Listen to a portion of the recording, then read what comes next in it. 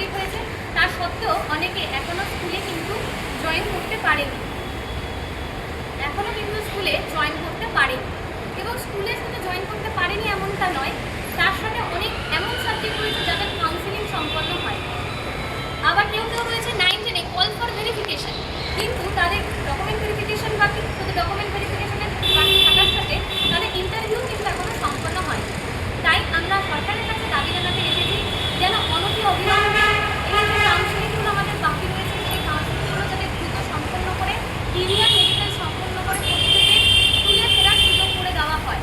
আমাদের এই নিয়োগ প্রক্রিয়ায় প্রচুর প্রার্থী অংশগ্রহণ করেছিলেন, যার মধ্যে একটি অংশ ছিল 2016 সালের চাকরিহারা শিক্ষক শিক্ষিকা। তাদের সাথে আমরাও পরীক্ষা অংশগ্রহণ করি, কিন্তু মার্কেটে একটা ন্যারেটিভ এতদিন ধরে ছড়ানো হচ্ছে যে অল ফ্রেশার্স আর ডিপ্রাইভড, কিন্তু এই কথাটি কিন্তু সম্পূর্ণভাবে সত্য নয়, এটি একটি অর্ধ সত্য কথা। আমরা প্রত্যেকে গেজেট দেখে সুস্থ মস্তিষ্কে সুচিন্তায় পরীক্ষায় অংশগ্রহণ করেছি, আমাদেরকে কেউ জোর করে পরীক্ষায় বসতে পারেছে, আমরা স্বেচ্ছায় পরীক্ষায় অংশগ্রহণ করেছি। তাই আমরা যেখানে পরীক্ষা অংশগ্রহণ করেছি, আমরা এমপ্যানেল হয়েছি যে সমস্ত ফ্রেশাররা, আমাদের তো কোনো অপরাধ নেই, তাহলে শুধুমাত্র কিছু মানুষ যারা দুর্ভাগ্যবশত অকৃতকার্য হয়েছে তাদের জন্য আমরা কেন সারা জীবন শুনে যাবো যে অল ফ্রেশার আর ডিপ্রাইভড? এই যে অর্ধ সত্য, এই ন্যারেটিভটিকে খণ্ডন করাও কিন্তু আমাদের একটি উদ্দেশ্য। আমাদের এখানে যারা আজকে এখানে সমবেত হয়েছে, আমরা মূলত 20,000 যে ফ্রেশার, তাদের মধ্যে থেকে আমরা তাদের প্রতিনিধি মাত্র, আরও এই 20 জন হচ্ছে 20,000-এর প্রতিনিধি।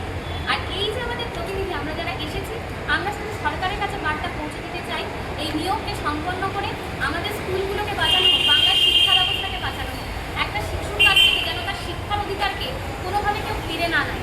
স্কুলগুলোর অবস্থা পুরো কঙ্কালসার করে দিয়েছে আগের যে রাজ্য সরকার। আমাদের এই স্কুলগুলোকে বাঁচাতে হবে। স্কুলের বাচ্চাগুলোর অবস্থা ভীষণ পরিমাণে খারাপ, আসছে যাচ্ছে, মিড ডে মিল খাচ্ছে, বাড়ি চলে যাচ্ছে, পড়াশোনার কোনো ইনফ্রাস্ট্রাকচার নেই, সিলেবাসে একদম দফা করে দিয়েছে আগের সরকার। আমরা ভীষণভাবে এর তীব্র বিরোধিতা করছি এবং বর্তমান সরকারের কাছে আমরা বড়জোরে মিনতি করছি, আমরা আর্জি জানাচ্ছি যেন এসএসসি 2025 নিয়োগ 31 আগস্টের মধ্যে সম্পূর্ণ করা হয়। অলরেডি কিন্তু আমাদের প্যানেলের মেয়াদ কিন্তু চালু হয়েছে, অনেকের রেকমেন্ডেশন লেটারের 90 দিনের ভ্যালিডিটি শেষ হয়ে যেতে চলেছে, এরপরে হয়তো আরও অন্যান্য আইনি জটিলতা এর ফলে আসতে পারে। ওয়েটিংয়েও আমাদের প্রচুর ফ্রেশার ক্যান্ডিডেট রয়েছে, যোগ্য ক্যান্ডিডেট রয়েছে, হয়তো সেই ফ্রেশার ক্যান্ডিডেটগুলোকে ওয়েটিংয়ের মাধ্যমে সিট পূরণ করার জন্য দেখা হবে তাদেরকে।